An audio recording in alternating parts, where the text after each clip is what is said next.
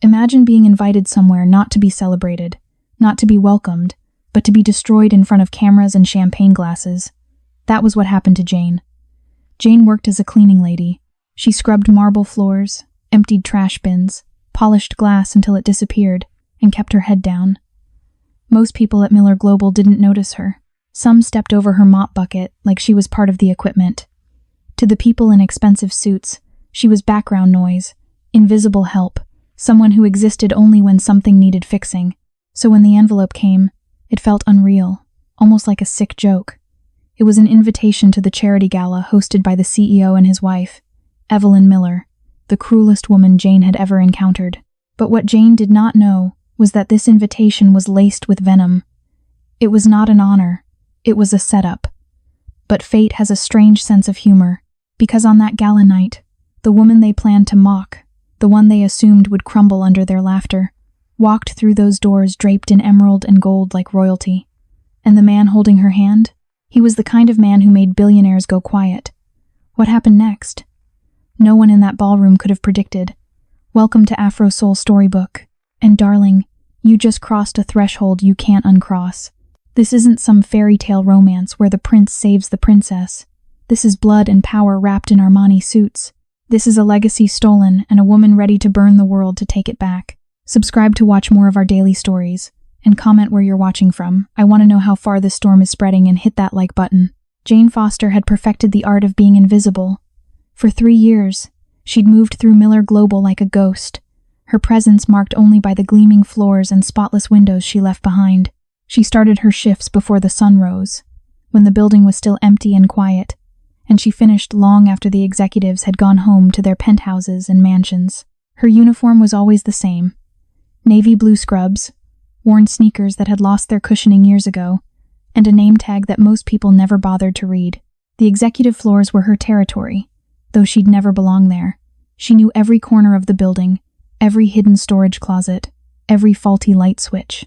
She knew which conference rooms the CEO preferred for his morning meetings, which bathrooms the junior associates used to cry in after brutal reviews, and which office belonged to Evelyn Miller, the CEO's wife, who treated the building like her personal kingdom. Evelyn didn't work at Miller Global. She didn't need to. Her husband's money was her career, and her hobby was reminding everyone beneath her exactly where they stood. She spent her days hosting charity luncheons that weren't really about charity, organizing fundraisers that were really about being photographed, and wandering the executive floors like a queen inspecting her domain. And every time she saw Jane, she found a new way to cut. "You missed a spot," Evelyn would say, pointing at a floor so clean you could see your reflection in it.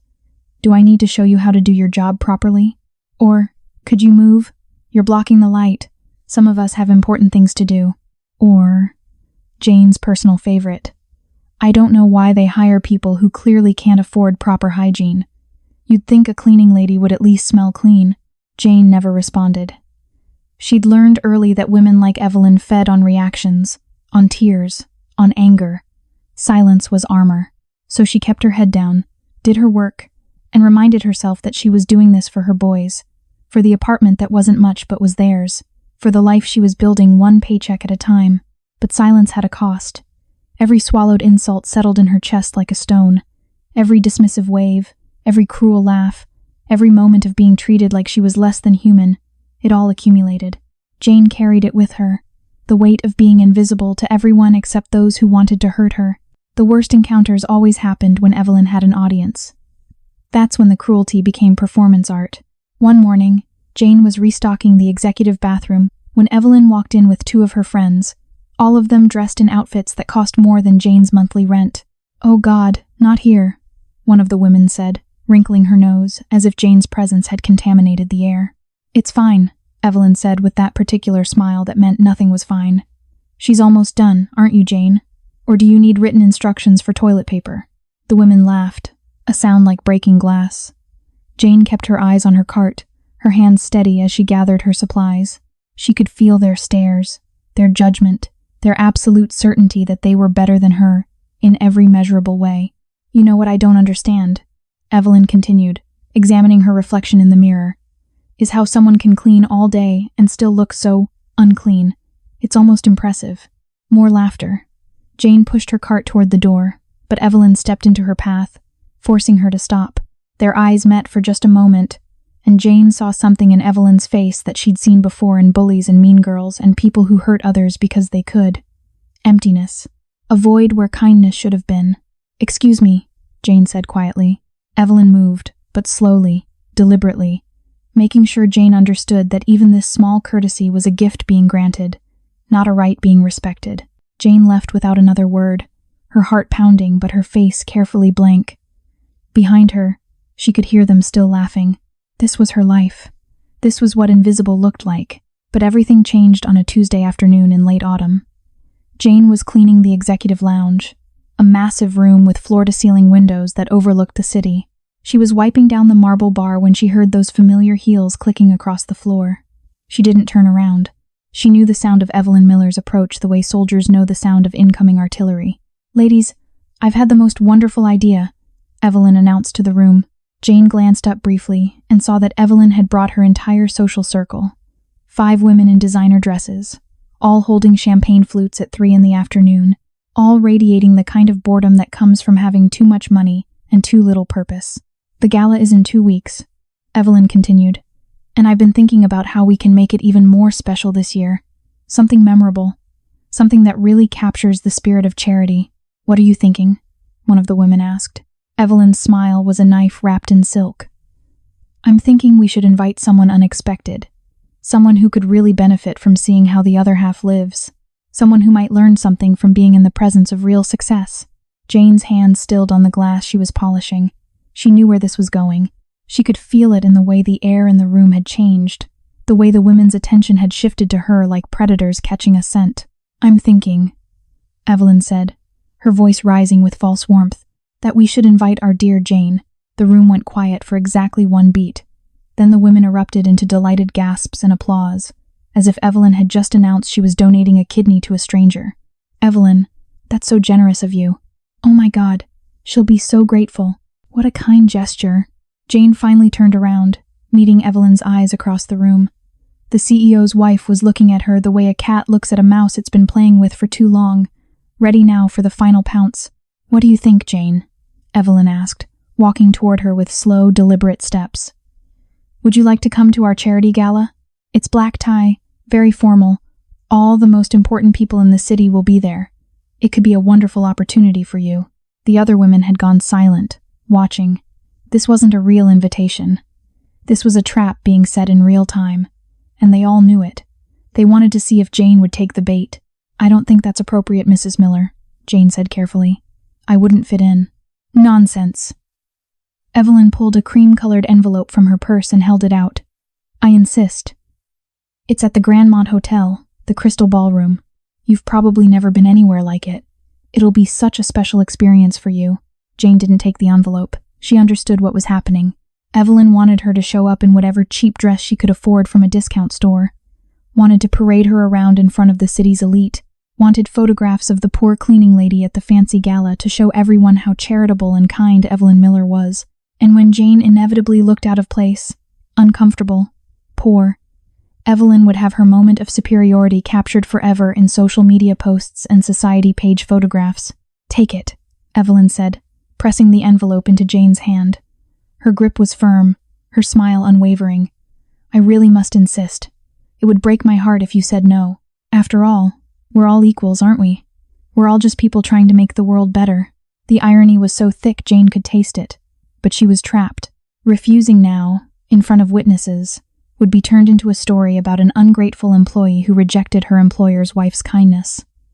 Evelyn had engineered this perfectly. "Thank you," Jane said, the words tasting like poison. "That's very kind of you." "Black tie," Evelyn repeated, her eyes glittering with malice. "Do try to find something nice to wear. First impressions are so important, don't you think?"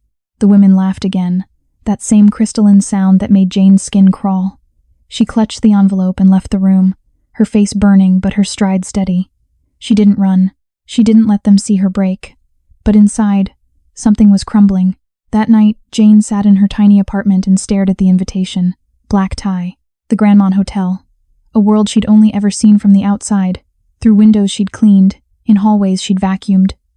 Evelyn wanted to humiliate her, wanted to put her on display, like a circus act.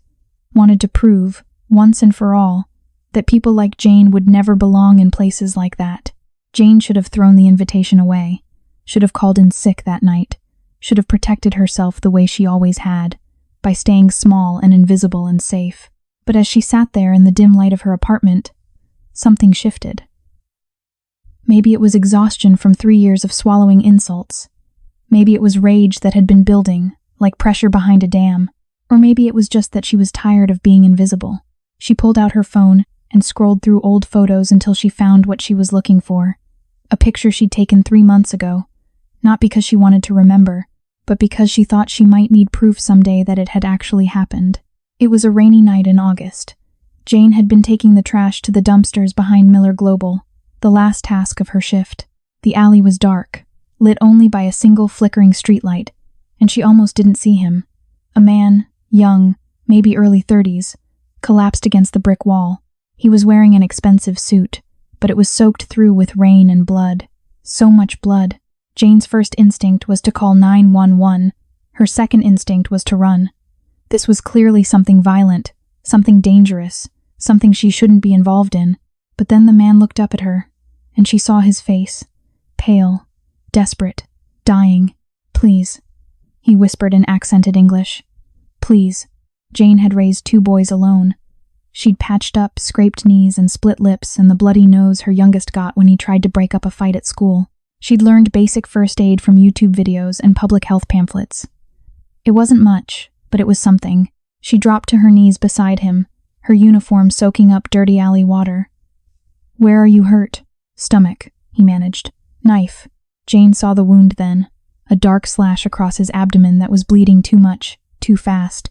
She pulled cleaning rags from her cart and pressed them against the wound, applying pressure the way the videos had taught her.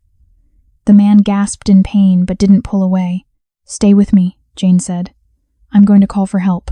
His hand shot out and grabbed her wrist with surprising strength. "No police. No hospital. Please." Jane looked at his face. Really looked, and saw the intricate tattoos that covered his neck, disappearing under his collar. She saw the hardness in his eyes, the kind that came from seeing and doing things most people couldn't imagine.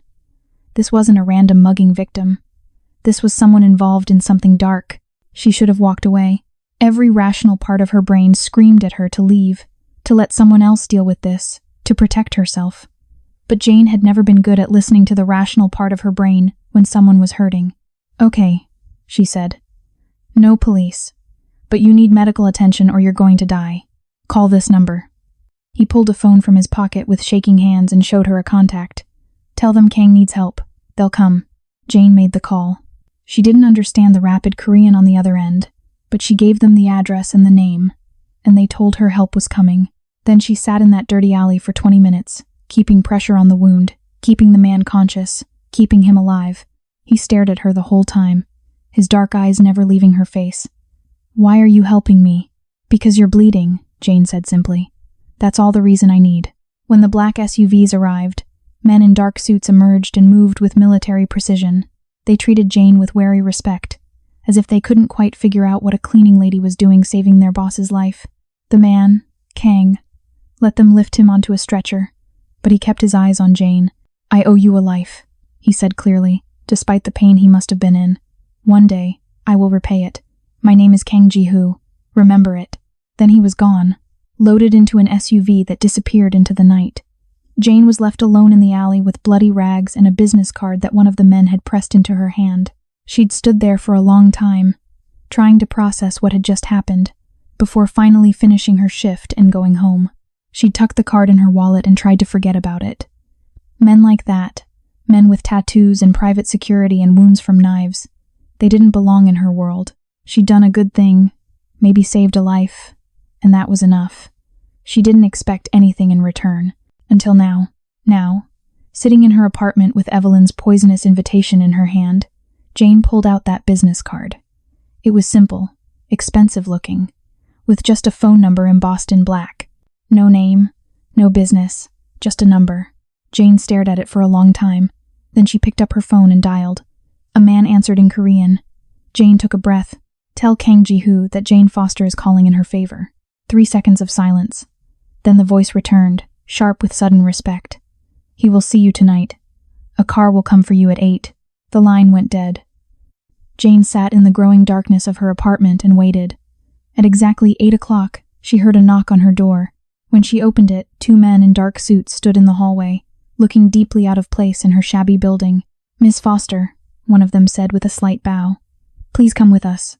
The car was a black SUV with tinted windows. Jane climbed in, her heart hammering, wondering if she'd made a terrible mistake. They drove through the city in silence, eventually pulling up to what looked like an ordinary dry-cleaning business in Chinatown. One of the men opened her door and gestured for her to follow. Inside, the dry cleaners looked exactly like what it was supposed to be. Racks of plastic-wrapped clothes, the smell of chemicals and steam, an elderly woman at the counter who didn't look up from her magazine. But the man led Jane past the counter, through a door marked "Employees Only," down a hallway, and into a back room that was anything but ordinary. The room was elegant and modern, all dark wood and leather furniture, and sitting behind a massive desk, looking like he'd never been bleeding out in an alley, was Kang Ji-hu. He stood when Jane entered, and she saw him fully for the first time. He was younger than she'd thought, maybe 32, with sharp features and eyes that missed nothing. The tattoos she remembered from his neck extended down to his hands, intricate and beautiful and terrifying. He wore a perfectly tailored black suit, and when he smiled at her, it didn't quite reach his eyes. "Jane Foster," he said, his accent softer than she remembered. "I wondered if you would ever call. I need help," Jane said, deciding that honesty was the only approach that made sense. "I wouldn't have called otherwise." "I know." He gestured to a chair. "Please, sit. Tell me what you need." Jane sat and told him everything. About Evelyn Miller, about the invitation, about the trap being set. She told him about 3 years of insults and cruelty, about being invisible, about being treated like she wasn't quite human. She expected him to dismiss her, to think this was too small a problem for someone like him. Instead, Kang listened with absolute focus, his expression growing darker with every word. When she finished, he was quiet for a long moment. "You saved my life," he finally said. "And this woman has been trying to destroy yours. Do you know what I'm going to do to her?" "I don't want anyone hurt," Jane said quickly. I want to show her that I'm not who she thinks I am. I want her to know that I'm not less than her just because I clean floors for a living." Kang's smile was sharp and dangerous. "Then we will show her exactly who you are, and we will make sure she never forgets it." He picked up his phone and spoke rapid Korean. Then he looked at Jane. "When is this gala?" 2 weeks from Saturday." "Perfect. That gives us time." He stood and walked around the desk, offering Jane his hand. "Miss Foster, I'm going to ask you to trust me. Can you do that?" Jane took his hand. His skin was warm, his grip firm. "I think I already have." "Good. Tomorrow, someone will come to your apartment. They will take your measurements and ask you questions. Answer honestly. And the day of the gala, I will send a car for you. You will arrive at this event as my guest. Do you understand what that means?" Jane didn't, not really, but she nodded anyway. Kang's expression softened slightly, something that might have been respect flickering across his face. "You are braver than you know. Most people would never have saved me that night, and most people would never have called in this favor. But you did both. So now I'm going to do something for you. I'm going to give you back your power." The next day, a woman appeared at Jane's door. She was elegant, Korean, and carried a professional air that made Jane's tiny apartment look even shabbier by comparison. But she greeted Jane with warmth and respect, calling her Miss Foster and asking permission before entering. For the next 3 hours, she measured Jane from every angle, asked about her preferences in color and style, showed her fabric swatches and design sketches. When Jane protested that she couldn't possibly afford any of this, the woman just smiled. "This is a gift from Mr. Kang," she said. "You saved his life. He does not forget debts." 2 days before the gala, Jane was picked up after her shift and driven to a private salon in a part of the city she'd only ever seen in magazines. The moment she walked in, she was surrounded by people who treated her like royalty. They washed her hair with products that smelled like luxury, massaged her shoulders, soaked her hands in warm oil to heal the damage from years of harsh chemicals. A stylist spent 2 hours on her hair, creating an elegant braided crown that made her look like she'd stepped out of a fairy tale. A makeup artist worked with gentle hands and quiet focus, highlighting Jane's features until she barely recognized herself in the mirror. And through it all, Everyone called her Miss Foster, asked her opinion, made her feel seen in a way she hadn't been in years. On the day of the gala, Jane's hands shook as she opened the garment bag that had been delivered to her apartment. Inside was a gown that took her breath away, deep emerald green silk that caught the light like water, and draped over it, a shimmering gold cape that felt like holding sunlight. She put it on slowly, carefully, unable to believe this was real. The dress fit perfectly, hugging her curves and falling in elegant lines to the floor. The cape settled over her shoulders like a crown. She looked in her cracked bathroom mirror and saw a stranger. No, not a stranger. She saw herself, but a version she'd never allowed to exist before. Strong, beautiful, unbroken. At 7 o'clock, her phone buzzed. The car was waiting. Jane took one last look at her reflection, took a deep breath, and walked out of her apartment with her head held high. Evelyn Miller wanted a show. Jane was about to give her one she'd never forget. The Grandmont Hotel rose into the night sky like a monument to wealth and power. Its facade was all glass and gold, lit from within by chandeliers that cost more than most people's houses. Jane had cleaned buildings like this before, had scrubbed their marble lobbies at dawn before the guests woke up. But she'd never entered through the front doors, never walked up those red-carpeted steps, never been anything other than invisible. Tonight, that changed. The black SUV pulled up to the entrance, and Jane could see the crowd gathered outside. Photographers lined the red carpet, their cameras flashing like lightning. Guests in tuxedos and gowns posed and preened, each trying to capture their moment of importance. Security personnel stood at attention, checking invitations with military precision. This was the world Evelyn Miller lived in, the world where being seen was currency and status was oxygen. Jane felt her breath catch in her throat. For a moment, doubt crashed over her like a wave. What was she doing here? She was a janitor, a single mother who lived paycheck to paycheck. These weren't her people. This wasn't her world. Maybe Evelyn was right. Maybe she didn't belong. Then the SUV door opened, and Kang Ji-hu stepped out. The effect was immediate and absolute. Conversations died mid-sentence. Cameras stopped flashing. Even the security guards went rigid, their hands instinctively moving toward weapons they probably didn't have. Ji-hu stood in the golden light of the hotel entrance, and the night seemed to darken around him. He was devastating in a way that had nothing to do with conventional attractiveness. His suit was custom-tailored black on black, perfectly cut to his frame.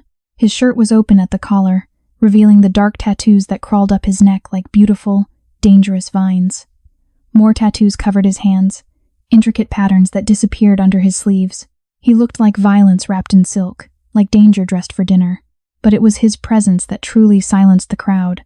There was something in the way he moved, the way he held himself, that made it clear he was the most dangerous person within 100 miles. People who had never met him knew his reputation. People who had met him knew to be afraid. Ji-hu turned back to the SUV and extended his hand.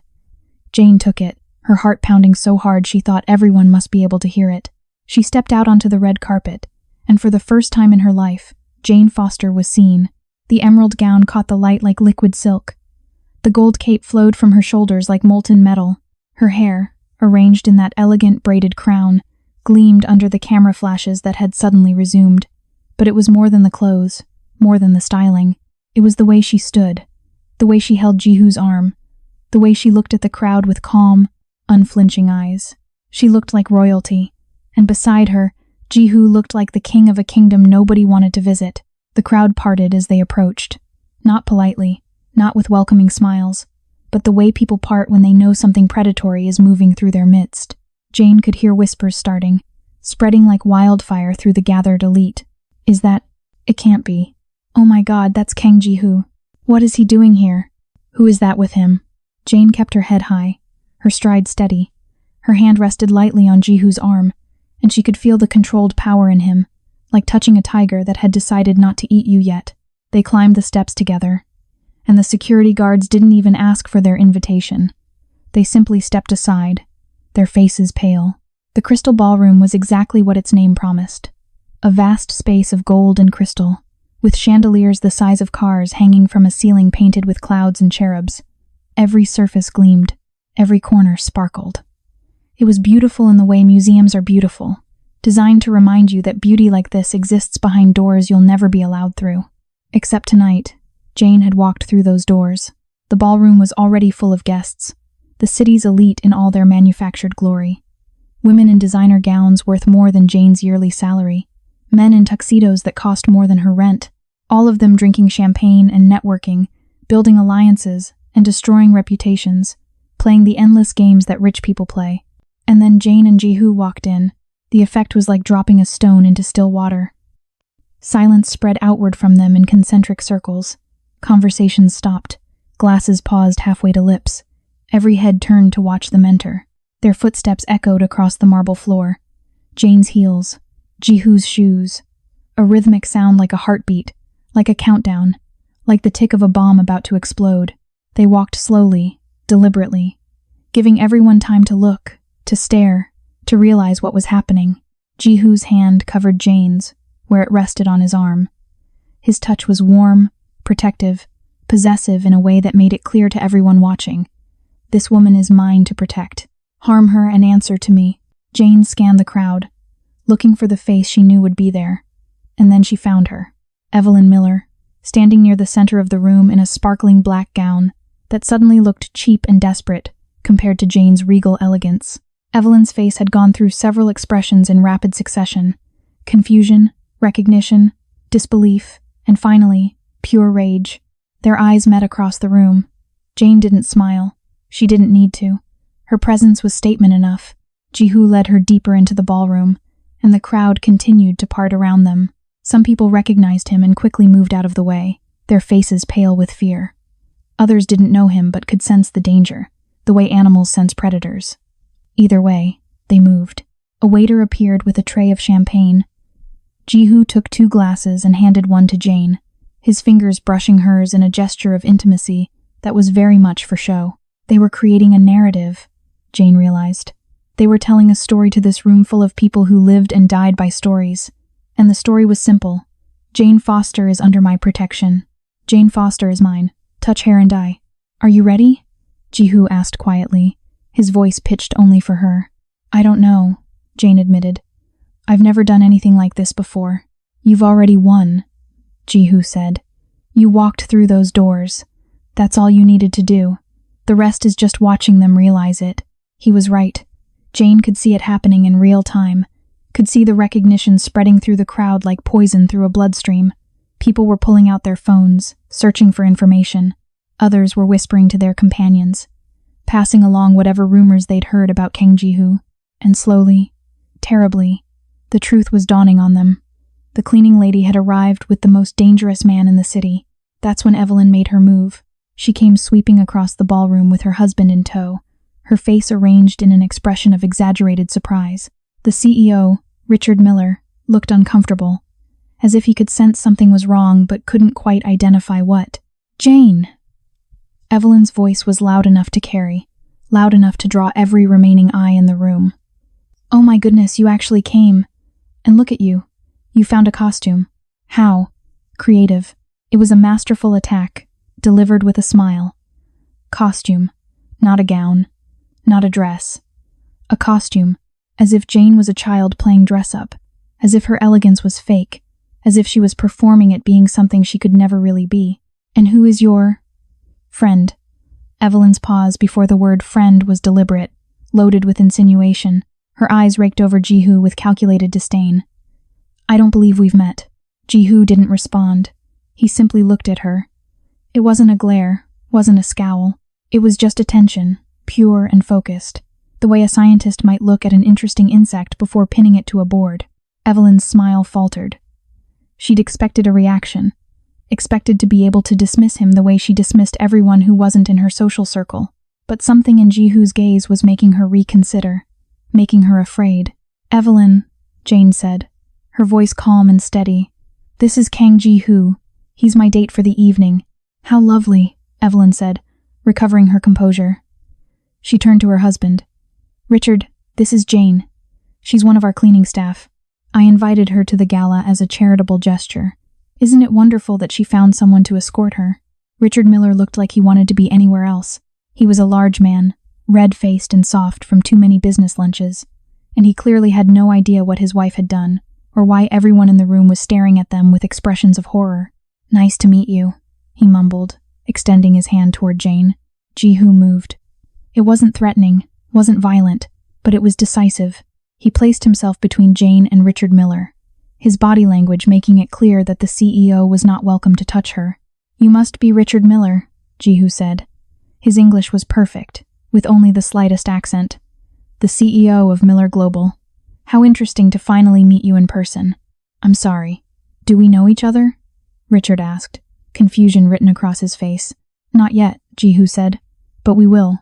We have so much to discuss, your company, for instance, your recent expansion into Asian markets, your very generous loan from Pacific Rim Investments, all fascinating topics." The color drained from Richard's face so fast he looked like he might faint. His mouth opened and closed, but no words came out. Evelyn, sensing something was wrong, but not understanding what, tried to regain control. "Jane, honey, I think you might be more comfortable in the staff area. This is a very formal event, and I'd hate for you to feel out of place. Maybe you could wait in the kitchen? I'm sure they need help with—" "Mrs. Miller," Ji-hu interrupted, his voice soft and infinitely dangerous. "I'm going to ask you to stop talking now." The ballroom had gone completely silent. Everyone was watching now, sensing that something terrible was about to happen. Photographers had lowered their cameras. Waiters had stopped mid-step.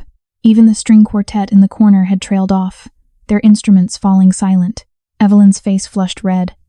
"Excuse me? Who do you think you're talking to? Do you have any idea who I am?" "I know exactly who you are," Ji-hu said. "You're a bully. You're a woman with no real power of your own who feels important by making others feel small. You're someone who invited Jane Foster to this event not out of kindness, but out of cruelty. You wanted to humiliate her in front of all these people. You wanted to prove that she would never belong in your world." "How dare you," Evelyn sputtered. "I'm not finished." Ji-hu's voice didn't rise, but somehow it filled the entire room. "You see a cleaning lady, a woman who scrubs your floors and empties your trash, someone beneath you, someone who exists only to serve you. And in your small, petty mind, that means she's less than human, less deserving of dignity, less worthy of respect." Evelyn's mouth was working, trying to form words, but Ji-hu's presence had stripped away her armor. Without her social power, without her husband's money to shield her, she was nothing, and everyone in the room could see it. "But here's what you don't know," Ji-hu continued. 3 months ago, your husband's building closed a deal that saved his company from bankruptcy. Pacific Rim Investments. $80 million. Do you know who owns Pacific Rim Investments, Mrs. Miller? The silence was absolute. Even Evelyn had stopped trying to speak. "I do," Ji-hu said simply. "Which means I own your husband's company. I own this building you're standing in. I own the cars you drive and the house you live in and every designer dress in your closet. And do you know why I invested in your husband's failing company?" He turned to Jane, and his expression softened into something that might have been affection. "Because the woman standing next to me saved my life," Ji-hu said. "I was bleeding to death in an alley behind your husband's building. I would have died there, alone in the dark, if Jane Foster hadn't found me. She didn't call the police. She didn't walk away. She used the supplies from her cleaning cart and her own hands to keep me alive until help arrived. She asked for nothing in return. She didn't even ask my name." Jane felt tears prickling at her eyes, but she didn't let them fall. This was Ji-hu's gift to her, this moment, this public reclamation of her dignity. "In my culture," Ji-hu said, "a life debt is sacred. It must be repaid. So when Jane called me and told me that she'd been invited to this event, when she explained what you'd done, I knew exactly how to honor that debt. I would give her back everything you tried to take from her." He looked at Evelyn, and his expression turned cold again. "Mrs. Miller, I want you to understand something very clearly. The woman you've been tormenting, the woman you've been treating like garbage, has more honor in her smallest finger than you have in your entire body. She is braver, kinder, and more worthy of respect than you will ever be. And from this moment forward, if I hear that you have spoken to her, looked at her wrong, or so much as thought about her in a negative way, I will make it my personal mission to ensure that you lose everything." Evelyn was shaking now, her face a mask of humiliation and rage and fear. Around her, the crowd had pulled back even further, as if afraid that being too close to her might contaminate them by association. Richard Miller found his voice. "Mr. Kang, I'm sure this is all a misunderstanding. My wife was just trying to be charitable." "Your wife," Ji-hu said, not even looking at him. was trying to destroy someone she perceived as weak. But Jane Foster is not weak, and she is not alone. He raised Jane's hand to his lips and kissed it, a gesture so old-fashioned and intimate that it sent a ripple through the crowd. Then he turned to address the room at large. "Ladies and gentlemen, I want to introduce you to Jane Foster. She is a woman of extraordinary character and courage. She is also under my personal protection, now and always. I trust you'll all treat her accordingly." It wasn't a request. It was a command. And judging by the way people were already moving forward, already offering Jane smiles and nods and gestures of respect, everyone understood exactly what it meant. Evelyn Miller stood frozen in the center of the room, her social assassination complete. No one was looking at her anymore. No one cared about her shock or her rage or her humiliation. She had been dismissed, erased, made as invisible as she'd tried to make Jane. Jane looked at her former tormentor and felt nothing. No satisfaction, no revenge. Just a kind of sad understanding that Evelyn would probably never learn from this, would never understand why what she'd done was wrong. "Come," Ji-hu said softly, offering Jane his arm. "Let's enjoy the evening." They moved through the ballroom, and this time people didn't part out of fear. They parted out of respect. Men nodded to Ji-hu. Women smiled at Jane. A few people even stopped them to introduce themselves, to offer congratulations, to ask about Jane's stunning gown. Jane found herself smiling, really smiling, for the first time in longer than she could remember. This wasn't her world, not really. She didn't belong among these people with their wealth and privilege. But for tonight, she was here. She was seen. She was real. Hours later, as the gala began to wind down, Ji-hu led Jane back toward the entrance. The SUV was waiting at the curb, sleek and black against the city lights. "What happens now?" Jane asked. Ji-hu turned to her, and for the first time that evening, he smiled. Really smiled. Not the dangerous expression he'd worn for the crowd, but something genuine. "Now, you choose," he said. "You can go back to your life. Return to Miller Global on Monday morning, clean their floors, live your life. After tonight, I guarantee no one will bother you again. Or, Jane prompted, or you can work for me. Not as a cleaner. As someone I trust. Someone who has proven they understand the value of loyalty and honor. I have businesses that need managing, operations that need oversight. I could use someone with your integrity." Jane stared at him. "You're offering me a job? I'm offering you a choice," Ji-hu corrected. "The life debt is paid. Tonight was payment, but I'd be a fool not to recognize talent when I see it. You saved my life with cleaning supplies and courage. Imagine what you could do with real resources." Jane thought about her tiny apartment, her boys, grown now and living their own lives, her rough hands and aching back, 3 years of being invisible, 3 years of swallowing insults, 3 years of surviving but not living. "I'll need to think about it," she said honestly. "Take all the time you need." Ji-hu handed her a card, different from the first one. This one had a name and title. "But Jane, whatever you decide, you're not invisible anymore. You walked into that room tonight, and you took back your power. Don't ever give it away again." The SUV door opened. Jane started to climb in, then paused and looked back at Ji-hu. "Thank you," she said. "Not just for tonight, for seeing me when no one else did." "You saved my life," Ji-hu said simply. "This was the least I could do." Jane settled into the leather seat, and the SUV pulled away from the Grandmont Hotel. Through the tinted windows, she could see the building receding into the distance, could see the lights and the glamour and the world she'd just turned upside down. She pulled out her phone and opened her social media. The gala was already trending. Photographs of her and Ji-hu were everywhere. People speculating about who she was, where she'd come from, what her story was. The narrative was being written in real time, and for once, it wasn't a story about a poor cleaning lady being humiliated. It was a story about a woman who'd saved a life and been rewarded with loyalty. A story about dignity reclaimed. A story about power that had nothing to do with money. Jane smiled at her reflection in the window. She didn't know what Monday would bring. Didn't know if she'd go back to Miller Global or take Ji-hu's offer or forge some third path entirely. But she knew one thing with absolute certainty. She would never be invisible again. Behind her, in the crystal ballroom, Evelyn Miller stood alone among the crowd. Her empire of cruelty crumbled to dust, and in the back of a black SUV, Jane Foster rode through the city like the queen she'd always been, finally visible to a world that had tried so hard not to see her.